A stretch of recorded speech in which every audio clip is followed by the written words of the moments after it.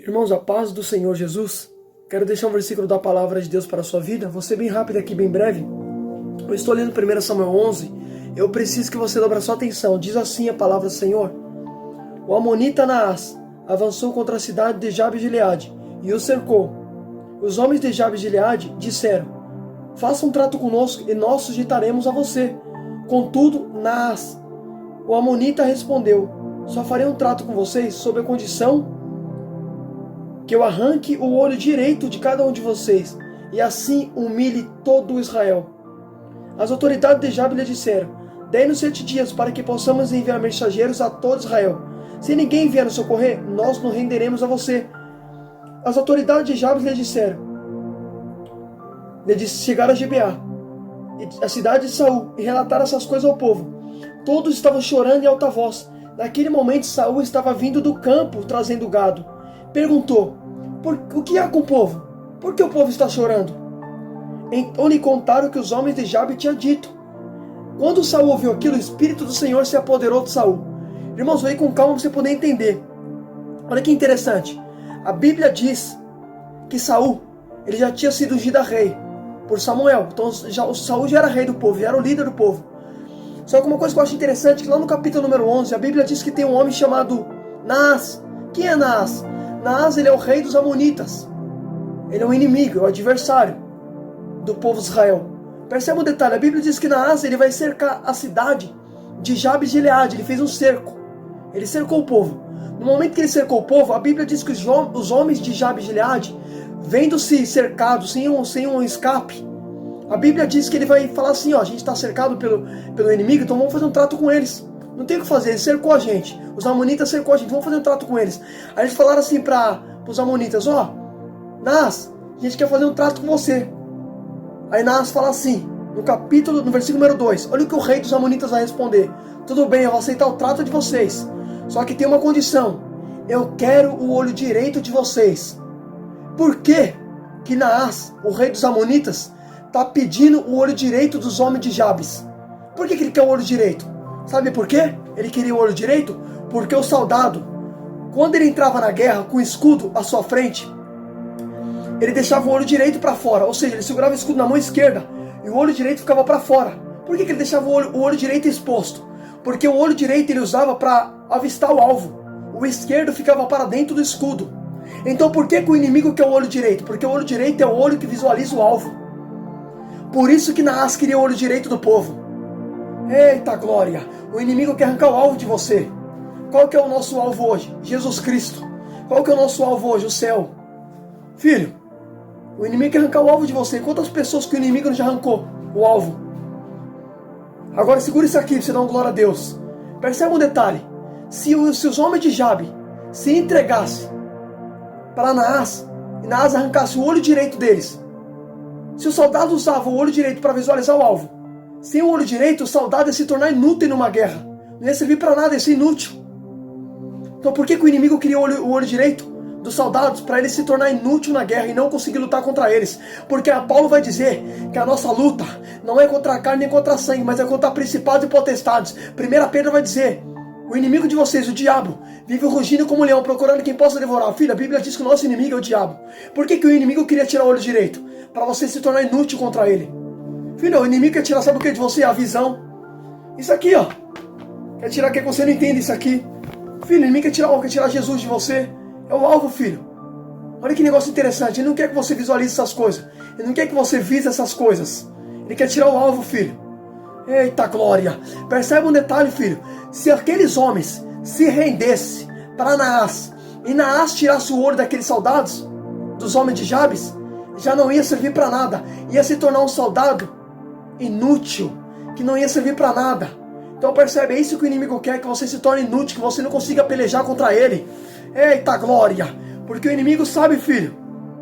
Eita Jesus, você está entendendo? Ele sabe qual é o nosso alvo. Você como cristão, você sabe qual é o seu alvo.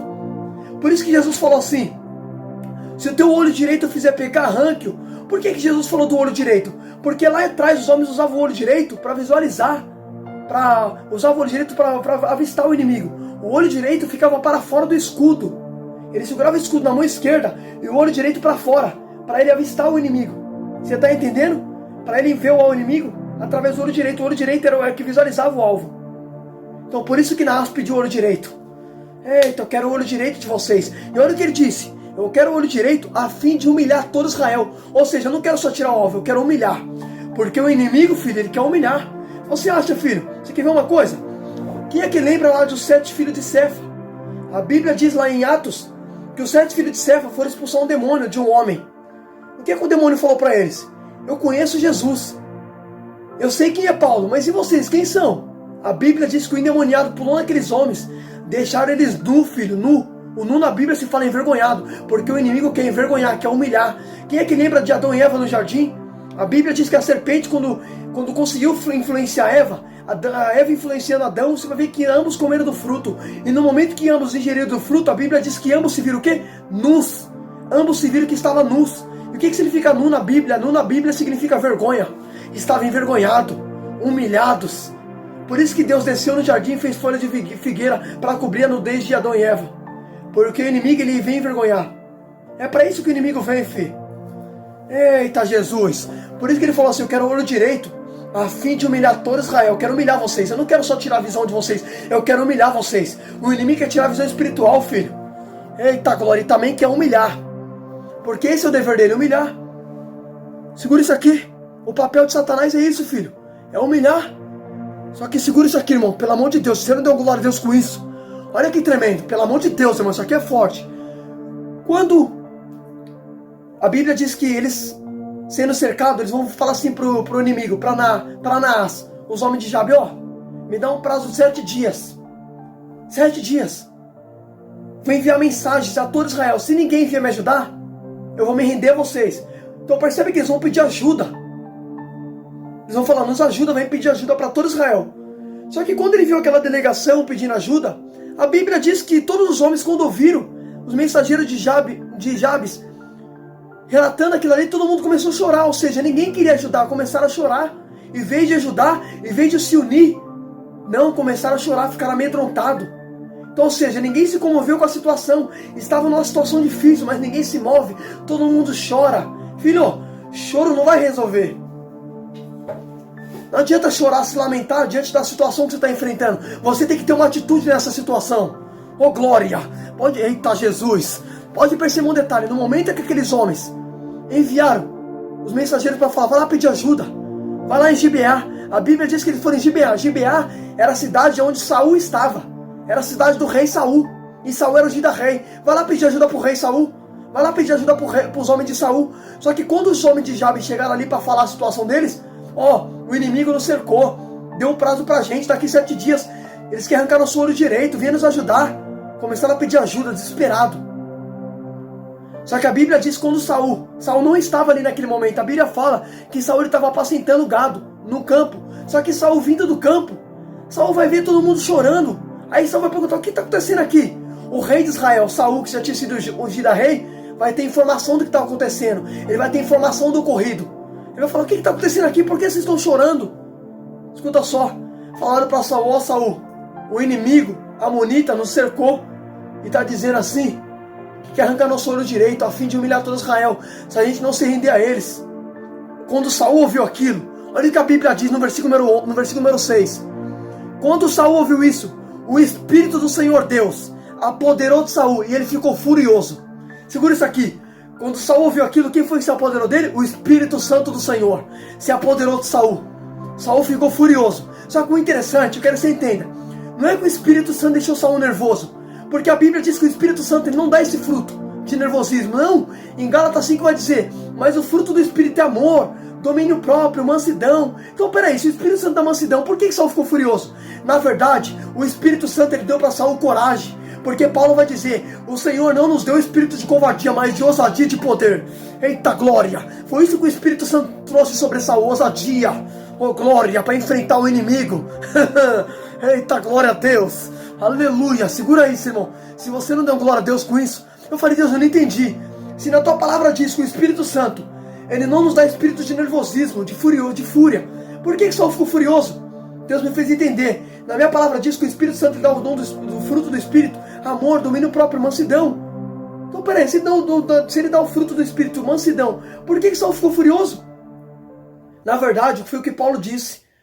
Ele não nos deu espírito de covardia, mas de ousadia e de poder.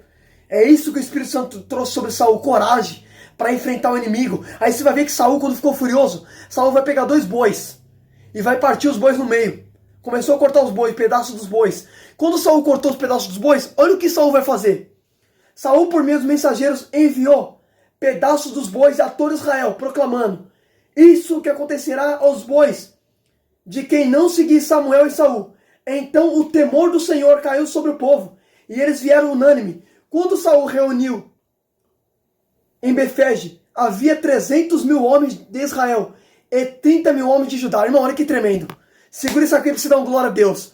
Quando Saul ficou ouvindo que o inimigo estava afrontando, você vai ver que Saul, apoderado pelo Espírito do Senhor, ministrado pelo Espírito do Senhor, Saul ele vai pegar um boi, 2 bois, e vai partir em pedaços aquele boi. E ele vai enviar os pedaços dos bois por todo Israel.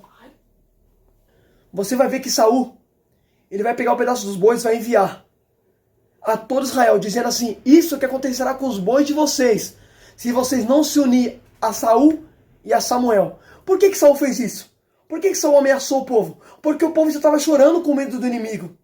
Se você tem uma leitura, você vê que eles estavam chorando quando viram que o inimigo estava ameaçando eles. Então, ou seja, para Saul criar coragem no povo, o que Saul teve que fazer? Ameaçar o povo. Porque Saul ele era o rei, ele era o líder. Você quer ver uma coisa? Por exemplo, eu tenho meu líder na empresa onde trabalho, eu tenho meu chefe. Se ele me ameaçar e falar assim para mim: ó, se você não fizer isso aqui hoje, eu vou mandar você embora. Eu vou fazer por quê? Por causa da ameaça que ele colocou sobre mim. Então a ameaça que Saul colocou no povo ali foi para o povo criar coragem e se unir a Saul. Aí você vai ver que aqueles mesmos homens que estavam chorando, que estavam com medo, vai se unir a Saul. Então só assim para o povo se unir. Aí você vai ver que os homens se unem. E no momento que os homens se unem a Saul, a Bíblia diz que formou 30.000 homens de Judá, 30.000 homens de Judá e 300.000 homens de Israel. Ou seja, ele criou um exército poderoso. Deu 330.000 soldados ao todo. Olha o grupo que Saul conseguiu unir ali para atacar o inimigo. Porque Saul entendeu: não adianta eu chamar esses homens, eles estão com medo. Então eu vou ter que colocar neles ali uma ameaça. Vou ter que falar para eles virem até mim. Se eles não virem, eu vou cortar o boi deles. E o que significa o boi na Bíblia? Você lembra que Eliseu estava arando bois? Estava arando a terra com os bois? Então percebe que o boi naquela época ele era utilizado como uma ferramenta de trabalho. Por isso que Saul falou assim: se vocês não vierem, eu vou cortar o boi de vocês. Eu vou matar os bois de vocês. Então vocês vão ficar sem trabalho, vocês vão ficar sem mantimento. Se vocês não vierem até mim. Então por isso que Saul ameaçou o povo. Aí o povo entendeu: vamos lá até o rei. Porque o rei falou: se a gente não for com ele na guerra, por mais que a gente está com medo, por mais que a gente chorou com medo do inimigo, vamos lá se unir a Saul. Aí a Bíblia fala que aqueles homens que estavam com medo vai se unir a Saul, por causa da ameaça que Saul colocou sobre eles. Escuta só, aqueles mesmos homens medrosos, aqueles mesmos homens que estavam amedrontados, vai se unir a Saul. Aqueles mesmos homens que estavam se sentindo incapazes de afrontar o inimigo, vai se unir a Saul e vai vencer o inimigo. Olha que tremendo. Então percebe, o que foi que deixou aqueles homens com medo? Foi a ameaça do inimigo. Só que percebe que Saul foi lá e conseguiu trazer aqueles homens para atacar o inimigo. Aqueles mesmos homens que estavam se sentindo fracos, medrosos, vai se unir a Saul e vai atacar o inimigo. Então, ou seja, o que estava paralisando eles era o medo. O que estava paralisando eles era a aflição. Eles não tinham coragem. Mas quando Saul veio, Saul colocou coragem no coração daqueles homens. E eles foram atacar o inimigo. Então percebe que eles tinham coragem, só que o medo estava paralisando eles. O que Deus está ensinando em você nessa palavra? Você tem capacidade de enfrentar essa situação. O que não está deixando é o medo. Filho, Deus sabe que você tem capacidade, filho. Você é mais forte do que essa situação que se levantou contra você. O seu único problema é que você está deixando o medo tomar conta de você. É que nesses homens estavam com medo. Eita glória! Você está entendendo? Estava com medo, filho. Só que Saul foi lá e falou: vamos enfrentar esses homens. Se vocês não vier, eu vou matar o boi de vocês, vem. E eles foram se unir a Saul. E a Bíblia diz que eles venceram o inimigo. Olha que tremendo, filho. Deus sabe que você tem capacidade de enfrentar essa situação. Para de ser medroso. Afronta. Vai para cima, rapaz. Eita glória. Você quer ver uma coisa? Quando Davi foi lá na guerra ver Saul e seus irmãos na guerra, a Bíblia diz que todo mundo ficou com medo de Golias. Golias tinha 2,90 metros. Os homens estavam tudo com roupa de guerreiro, mas estavam com medo. Começaram a falar assim: olha o tamanho daquele homem. Olha o tamanho daquele gigante com medo. Davi pequenininho. Davi uma criança. Olhou para aquele homem e falou assim: para Golias. Olha o que Davi falou para Golias. Quem é esse que ousa afrontar o exército de Deus vivo? Quem é esse incircunciso que não tem aliança com Deus? Davi não teve medo de Golias. Os homens com medo, mas Davi teve coragem de enfrentar Golias. E Davi foi lá e derrubou o gigante no nome do Senhor. Oh, glória! Aleluia, filho. Para de ter medo. Deus sabe que você tem capacidade de enfrentar. Só que segura isso aqui para você poder entender. Eu não posso deixar isso aqui passar despercebido. Uma coisa que eu achei interessante. Você vai ver que lá no versículo número 8 vai falar assim.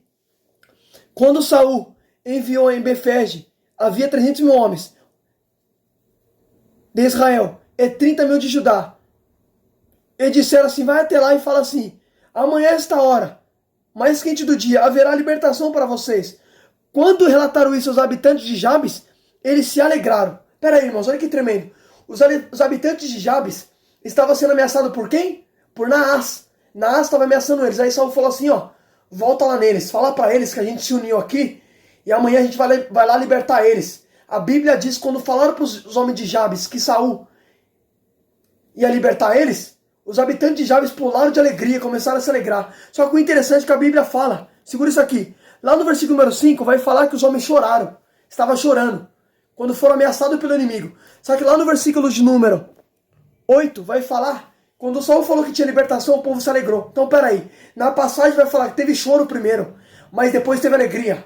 Por isso que a Bíblia diz que quem semeia com lágrimas colherá com riso. A palavra do Senhor diz, a tristeza pode durar a noite toda, o choro pode durar a noite toda, mas a alegria virá pela manhã. Pode perceber, filho, até choraram, até ficaram com medo, mas quando Saul falou que ia ter libertação para eles, no dia seguinte eles pularam de alegria. A Bíblia diz que eles choraram, mas no final vão sorrir de alegria, porque a palavra do Senhor afirma, aquele que semeia com lágrima colherá com riso. O choro pode uma noite durar, mas a alegria virá pela manhã. Saul, filho, foi ali para mudar o cenário do povo. Deus vai mudar o teu cenário. Talvez teu cenário hoje é de choro. Talvez teu cenário hoje é de tristeza. Mas uma coisa eu te garanto, filho. Deus há de colocar pessoas para te ajudar em meio a essa situação. Pode perceber que os homens de Jabes não estavam sozinhos. Eles achavam que ninguém ia ajudar eles. Mas movido pelo Espírito do Senhor, Saul foi lá e juntou um grupo. Ajuntou um exército poderoso para ir lá libertar o povo. Porque Deus sempre levantará pessoas para te ajudar. Talvez você está olhando para um lado e para o outro e você diz, de onde vai vir o meu socorro? O salmista vai dizer, eleva os meus olhos para os altos e direi, de onde me virá o socorro? Meu socorro vem do Senhor, que fez os céus e a terra. Deus levantou Saul para libertar o povo. Olha que tremendo, os homens de Jabes pediram ajuda e Saul foi lá, movido pelo Espírito do Senhor. Deus sempre há de levantar pessoas para te ajudar, porque a Bíblia diz que o Senhor é um socorro bem presente no tempo da angústia, na tribulação. Deus se faz presente nesses momentos, filho, no momento mais difícil. Reflita nessa palavra em nome de Jesus.